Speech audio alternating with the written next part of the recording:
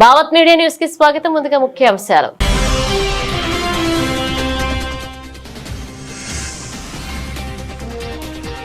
ముగిసిన ప్రధాని మోదీ 3 దేశాల విదేశీ పర్యటన. న్యూజిలాండ్ నుండి విశ్వదేశానికి తిరుగు పయనం.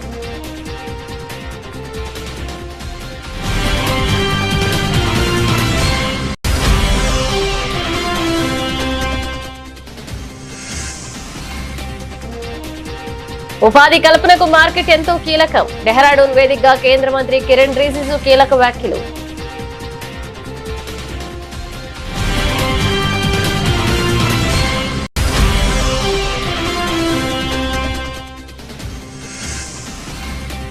భారత సంగీత ప్రపంచంలో తేరని లోటు. గాన కోకిల జానకి కన్నుమూత. అధికారిక లాంఛనాలతో అంత్యక్రియలు.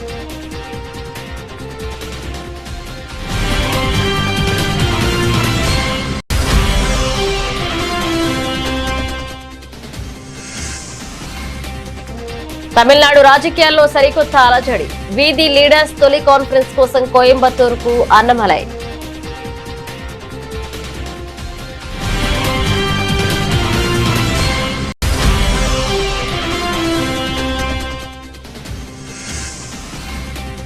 సెమీకండక్టర్ గ్లోబల్ డిమాండ్ ను ఐటీ రంగం అందిపుచ్చుకోవాలి. ఐటీ పరిశ్రమకు కేంద్ర మంత్రి అశ్విని వైష్ణవ్ కీలక పిలుపు.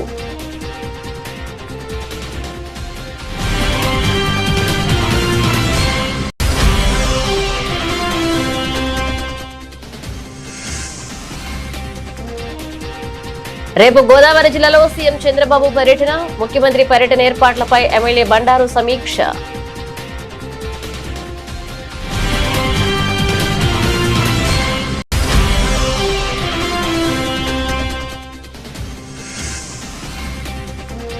అవగాహనతోనే కాళేశ్వరం పునరుద్ధరణ. ప్రతిపక్షాల విమర్శలకు సీఎం రేవంత్ కౌంటర్.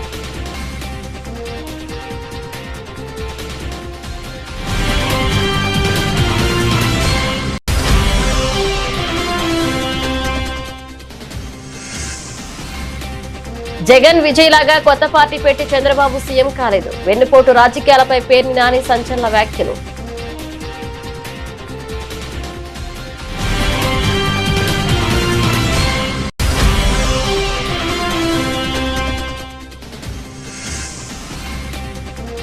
ముప్పై ఒక్క నెలల్లో బూతులు తప్ప రేవంత్ రెడ్డి ఏమీ నేర్చుకోలేదు. ముఖ్యమంత్రిపై హరీష్ రావు తీవ్రస్థాయిలో ధ్వజం.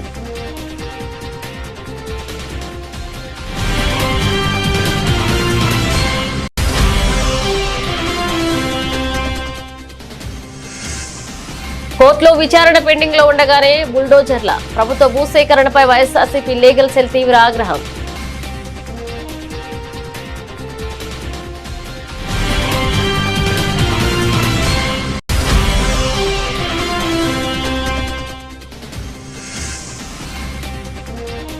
Prabhas spirit crazy update. త్వరలో భారీ క్లైమాక్స్ షూటింగ్.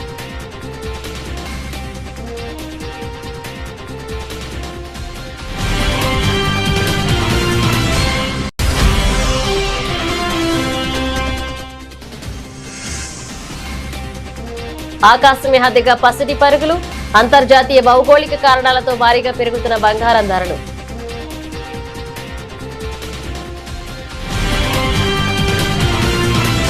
ప్రధాని మోదీ ప్రతిష్టాత్మక 3 దేశాల విదేశీ పర్యటన విజయవంతంగా ముగిసింది. తన పర్యటనలో చివరి దేశమైన న్యూజిలాండ్ లో అన్ని అధికారిక కార్యక్రమాలను పూర్తి చేసుకున్న ప్రధాని కొద్దిసేపటి క్రితమే అక్కడి నుండి దేశ రాజధాని ఢిల్లీకి తిరుగు పయనమయ్యారు. ఇక 3 దేశాల పర్యటనలో భాగంగా పలు అంతర్జాతీయ సదస్సుల్లో పాల్గొనడంతో పాటు ఆయా దేశాల అగ్రనేతలతో ప్రధాని మోదీ జరిపిన ద్వైపాక్షిక చర్చలు ప్రపంచ వ్యాప్తంగా ప్రాధాన్యత సంతరించుకున్నాయి. భారత విదేశాంగ విధానంలో మైలురాయిగా నిలిచేలా ప్రధాని మోదీ 3 దేశాల పర్యటన కొనసాగింది. పర్యటనలో ఆఖరి అంకమైన న్యూజిలాండ్ లో ఆ దేశ ప్రధాని మరియు ఉన్నతాధికారులతో ప్రధాని మోదీ కీలక భేటీలు నిర్వహించారు. ఇరు దేశాల మధ్య వాణిజ్యం, సాంకేతికత, రక్షణ రంగాలతో పాటు విద్యా, సాంస్కృతిక బృందాల సంబంధాలను మరింత బలోపేతం చేసుకునేలాగా పలు కీలక ఒప్పందాలపై చర్చలు జరిపారు. అలాగే అక్కడ స్థిరపడిన ప్రవాస భారతీయులు ఏర్పాటు చేసిన ప్రత్యేక కార్యక్రమంలో పాల్గొని వారికి దిశానిర్దేశం చేశారు. న్యూజిలాండ్ పర్యటనను ముగించుకుని విమానాశ్రయానికి చేరుకున్న ప్రధాని అక్కడి ప్రభుత్వం ఘనంగా వీడ్కోలు పలికింది. దేశంలో ఉపాధి కల్పన, స్థానిక ఉత్పత్తుల అభివృద్ధిపై కేంద్ర ప్రభుత్వం ప్రత్యేక దృష్టి సారించింది. ఉత్తరాఖండ్ రాజధాని డెహ్రాడూన్ లో జరిగిన ఓ ప్రత్యేక కార్యక్రమంలో పాల్గొన్న కేంద్ర న్యాయశాఖ మంత్రి కిరణ్ రిజిజు మార్కెట్ ప్రాధాన్యతపై కీలక వ్యాఖ్యలు చేశారు.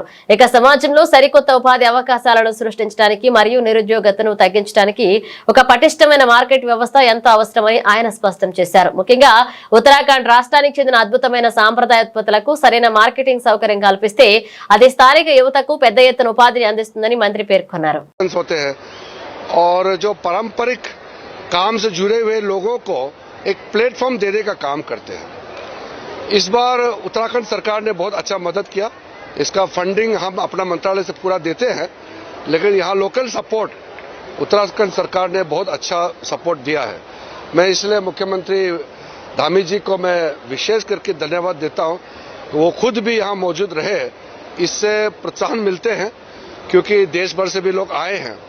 और उत्तराखंड का जो विशेष वस्तु होते हैं, यहाँ के जो कारीगरी का अपना एक अलग पहचान होते हैं, इसको एक प्लेटफॉर्म मिला है. तो इससे रोजगार पैदा होगा.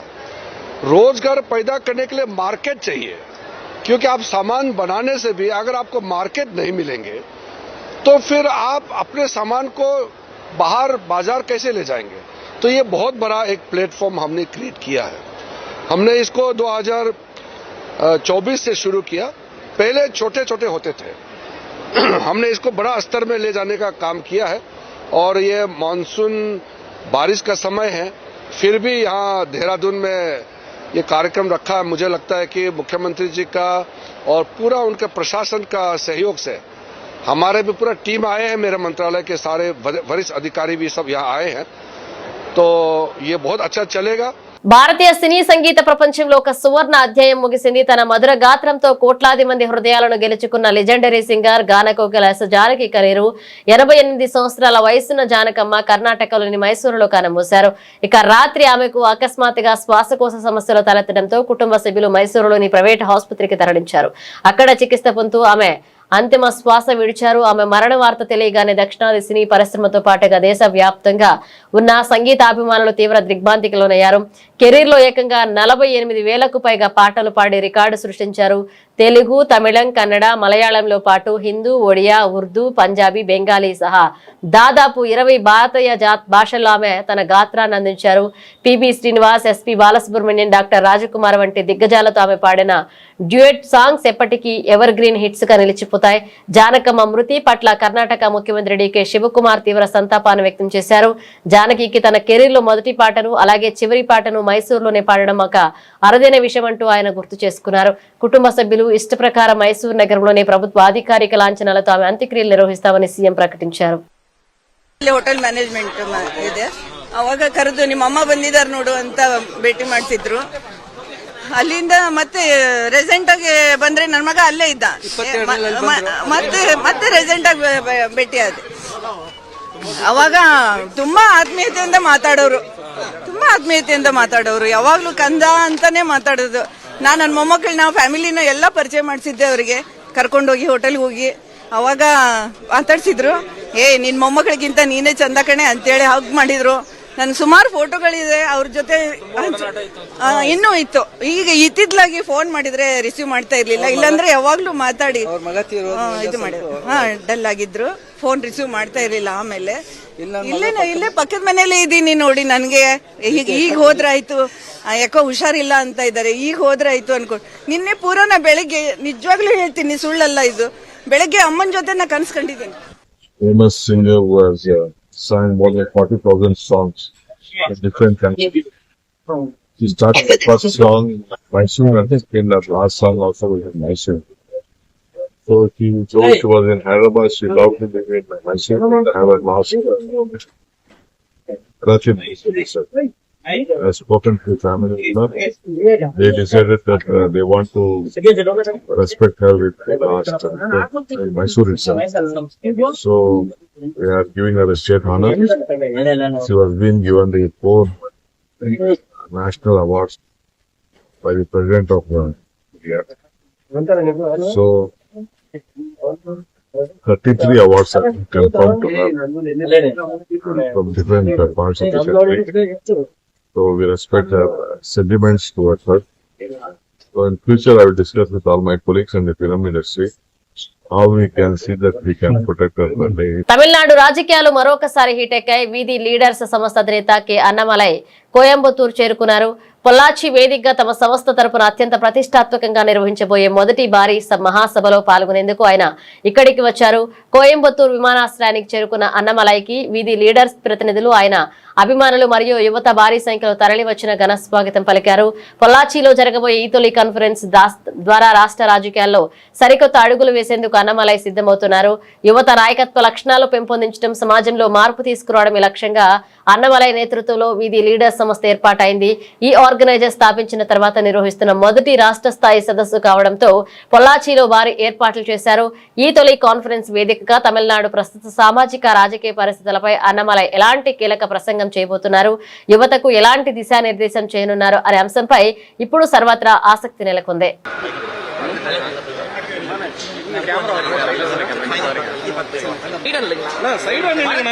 எப்படிங்க எடுக்கிறது அவரையும் ஏன்னா நீங்க சைடா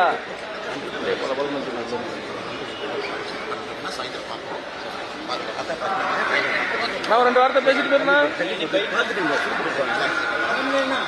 ప్రపంచ వ్యాప్తంగా దూసుకుపోతున్న ఆర్టిఫిషియల్ ఇంటెలిజెన్స్ పరివర్తనను భారత్ అనుకూలంగా మార్చుకోవాలని కేంద్ర ఎలక్ట్రానిక్స్ మరియు ఐటీ శాఖ మంత్రి అశ్విని వైష్ణవ్ పిలుపునిచ్చారు. ఐటీ పరిశ్రమ ప్రతినిధులతో జరిగిన ఈ ముఖ్యమైన సదస్సులో ఆయన మాట్లాడుతూ ఏఐ విప్లవం కారణంగా అంతర్జాతీయంగా సెమీకండక్టర్లకు అపారమైన డిమాండ్ ఏర్పడిందని, ఈ గోల్డెన్ ఛాన్స్ ను భారతీయ ఐటీ రంగం పూర్తిగా వాడుకోవాలని సూచించారు.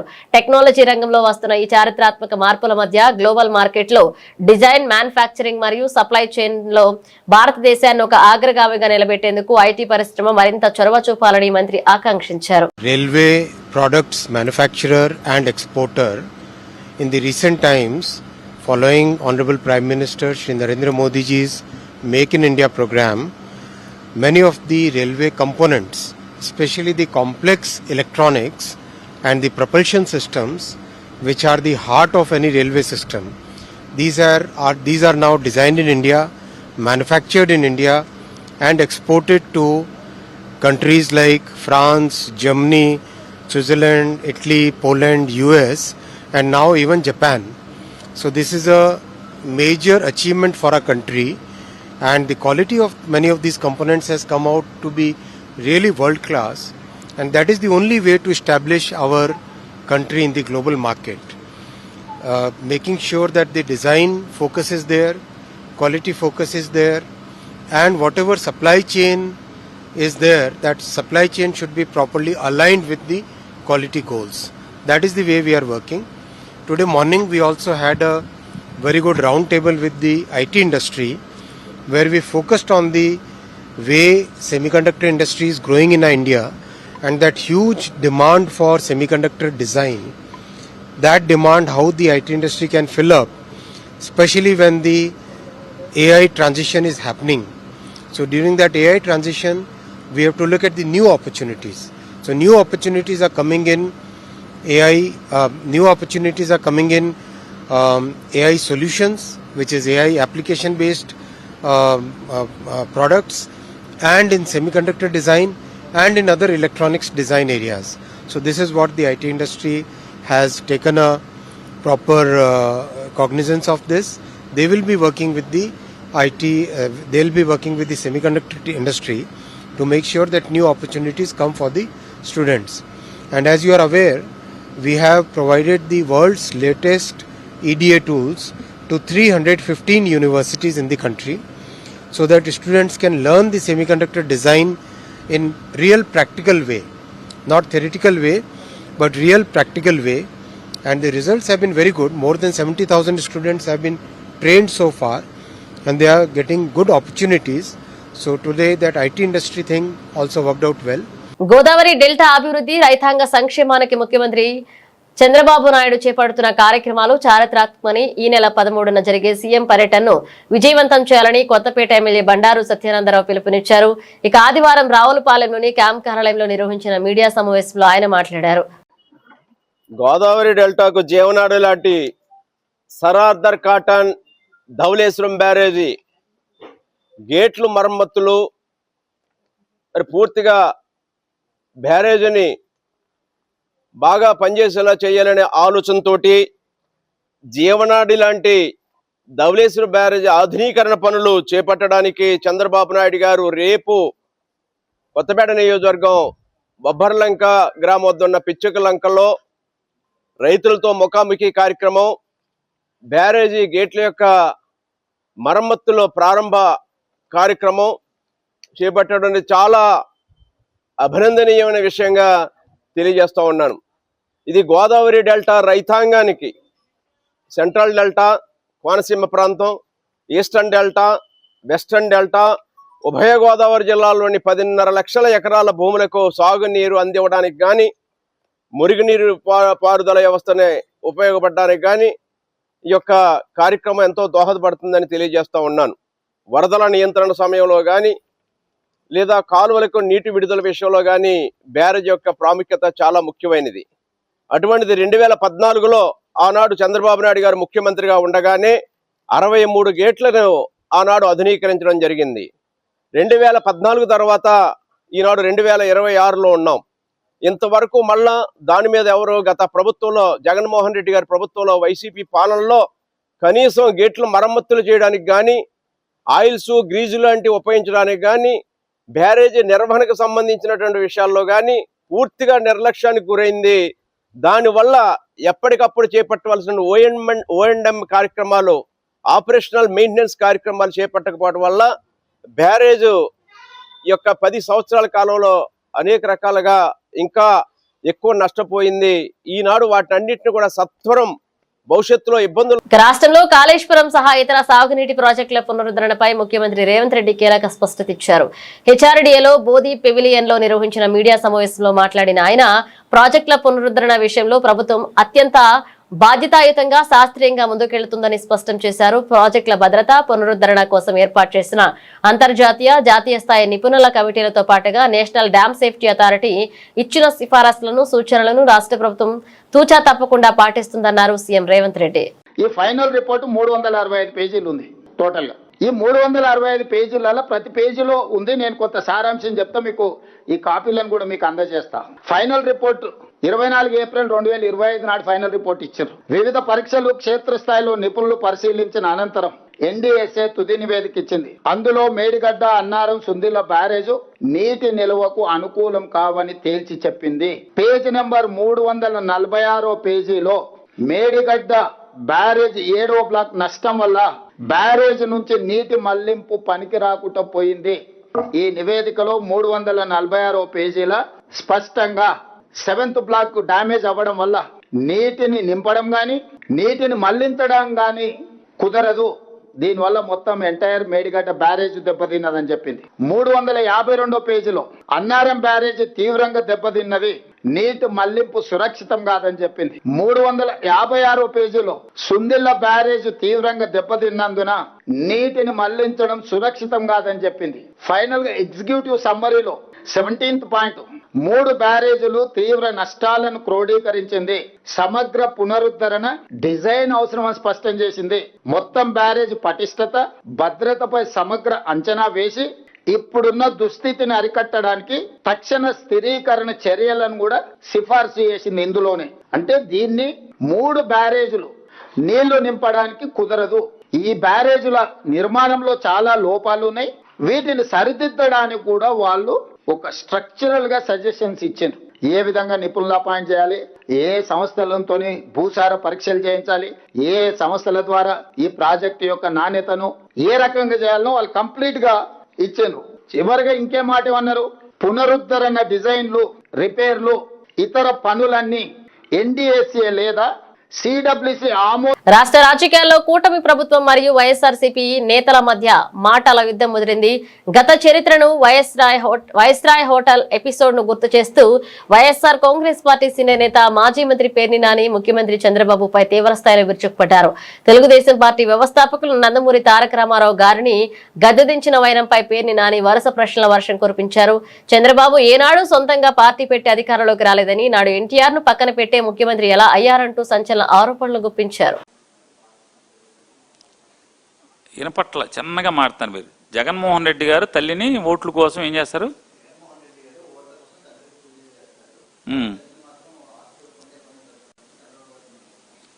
ఎన్టీ రామారావు గారు ఎవరు? నందమూరి తారక రామారావు గారు ఎవరు? ఎలా ముఖ్యమంత్రిగా 94వ సంవత్సరంలో ముఖ్యమంత్రిగా అయినటువంటి ఆయన సుమారుగా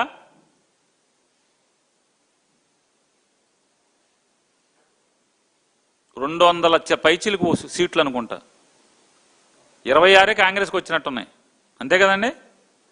అంటే మిగతా ఆయన 270 సీట్లు ఆయనకే దాదాపుగా ఆయనకే వచ్చేసినట్టున్నాయి, ఏదో ఎంఐఎం కొంత తప్పితే. అంటే సుమారుగా 250 సీట్లతో గెలిచాడు ఆయన నందమూరి తారక రామారావు గారు. ఎట్టా పడిపోయాడు? ఎవడు పడేశాడు? చంద్రబాబు నాయుడు గారు ముఖ్యమంత్రి ఎట్టా అయ్యాడు? జగన్ గారు లాగా, లేకపోతే తమిళనాడు విజయ్ లాగా కొత్తగా పార్టీ పెట్టి, మన కేజ్రీవాల్ లాగా ఏమైనా పార్టీ పెట్టి సీఎం అయ్యాడా? ఎట్టా సీఎం అయ్యాడు? రామారావు గారు నీచుడు ఎట్టా అయ్యాడు? రామారావు గారు ఎట్లా పనికిరానోడు అయ్యాడు? ఎందుకు పడేశారు?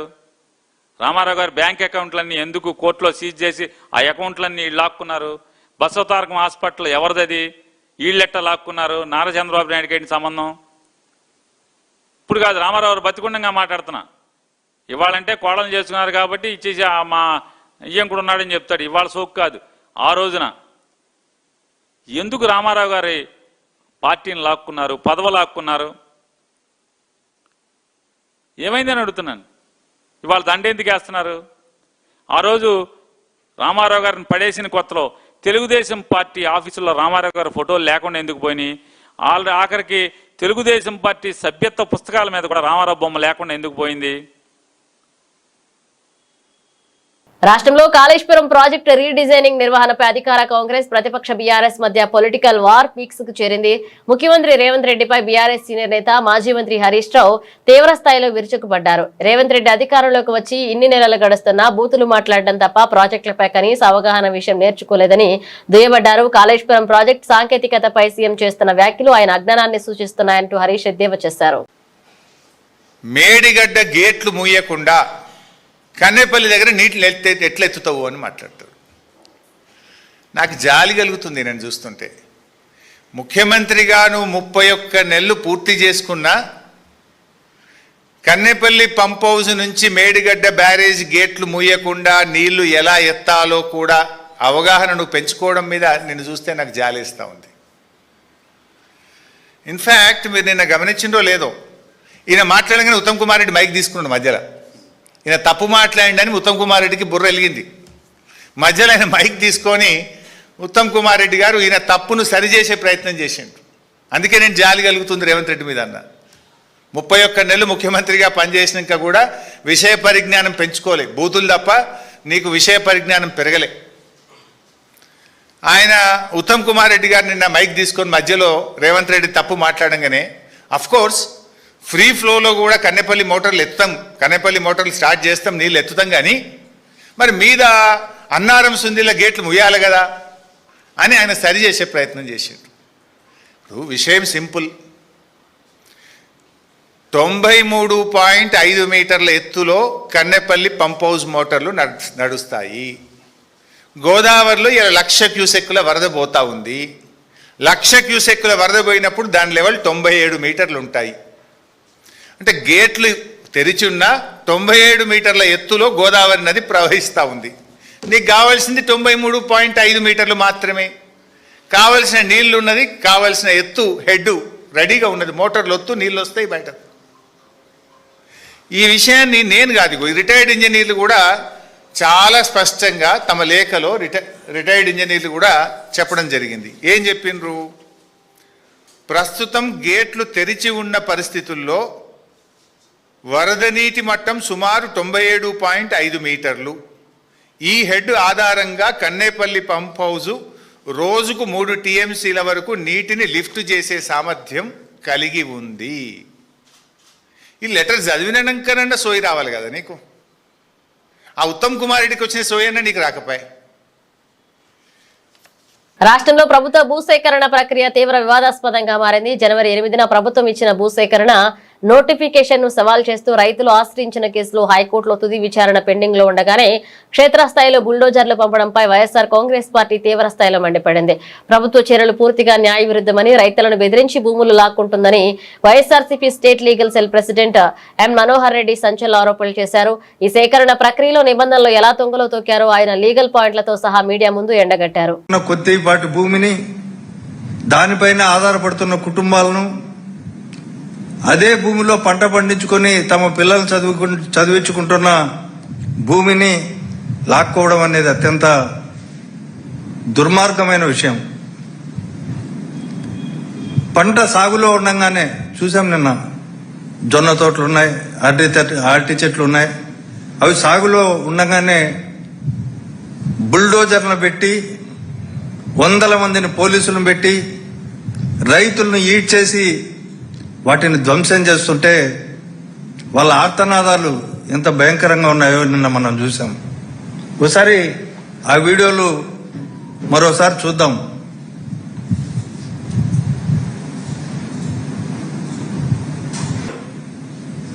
ఈ చర్య జరిగినప్పుడు కనీసం రైతులకు ముందుగా పూర్తి వివరాలు చెప్పలే. రేపు మేము మీ భూమిలో రోడ్లు వేస్తున్నామని చెప్పలే. అవార్డు కాపీలు ఇవ్వలే.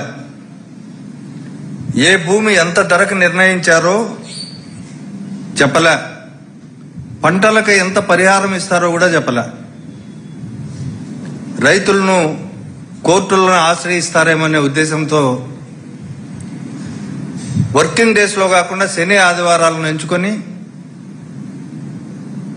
శనివారం మొదలుపెట్టి ఇప్పటికే అక్కడ రోడ్లు కంప్లీట్ చేస్తున్న పరిస్థితి, పోలీసు బలగాలను ఉపయోగించుకొని.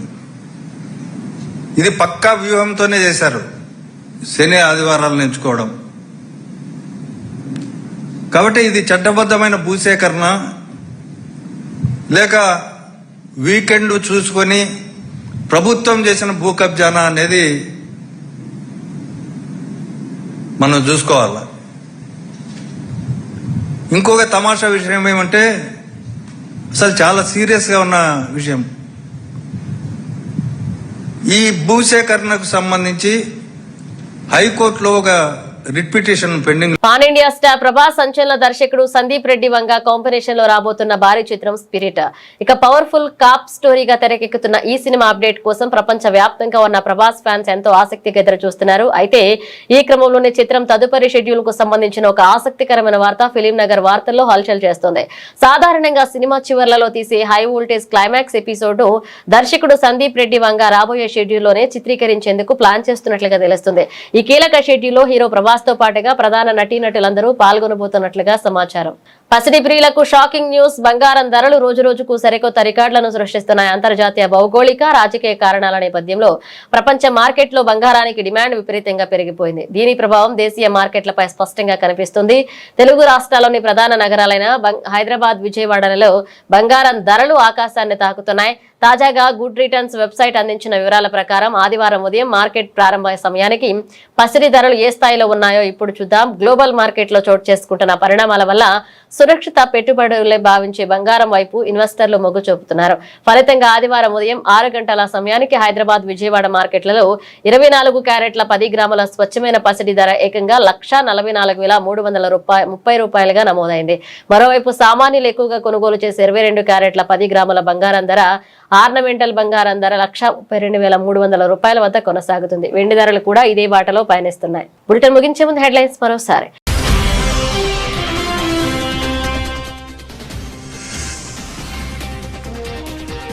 ముగిసిన ప్రధాని మోదీ 3 దేశాల విదేశీ పర్యటన. న్యూజిలాండ్ నుండి విశ్వదేశానికి తిరుగు పయనం.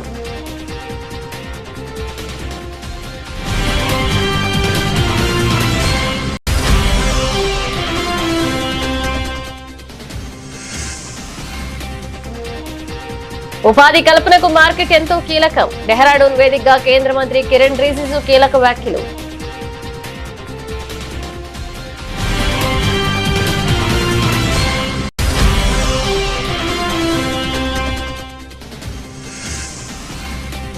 భారత సంగీత ప్రపంచంలో తేరని లోటు. గాన కోకిల జానకి కన్నుమూత. అధికారిక లాంఛనాలతో అంత్యక్రియలు.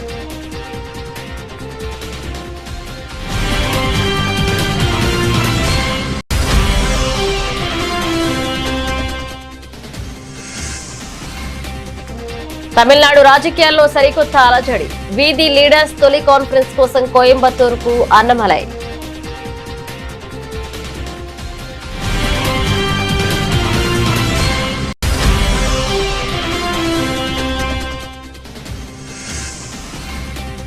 సెమీకండక్టర్ గ్లోబల్ డిమాండ్ ను ఐటీ రంగం అందిపుచ్చుకోవాలి. ఐటీ పరిశ్రమకు కేంద్ర మంత్రి అశ్విని వైష్ణవ్ కీలక పిలుపు.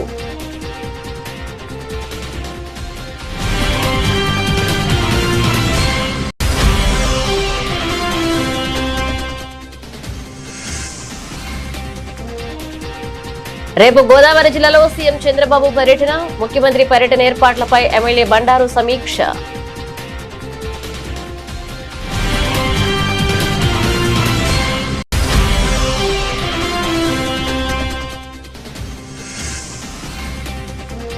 అవగాహనతోనే కాళేశ్వరం పునరుద్ధరణ. ప్రతిపక్షాల విమర్శలకు సీఎం రేవంత్ కౌంటర్.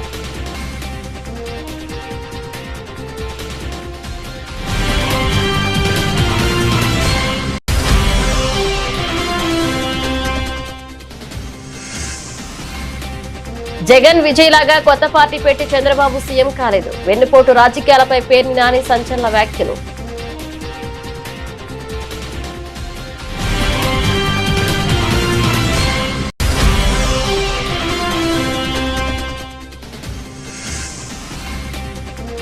ముప్పై ఒక్క నెలల్లో బూతులు తప్ప రేవంత్ రెడ్డి ఏమీ నేర్చుకోలేదు. ముఖ్యమంత్రిపై హరీష్ రావు తీవ్రస్థాయిలో ధ్వజం.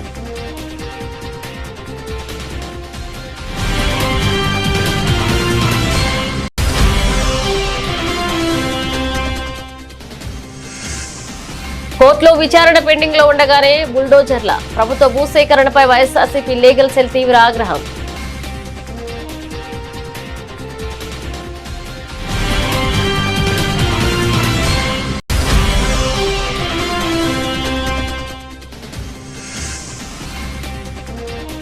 Prabhas spirit crazy update. త్వరలో భారీ క్లైమాక్స్ షూటింగ్.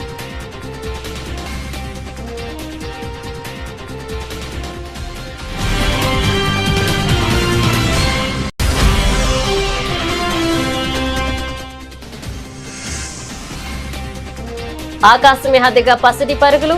అంతర్జాతీయ భౌగోళిక కారణాలతో భారీగా పెరుగుతున్న బంగారం ధరలు.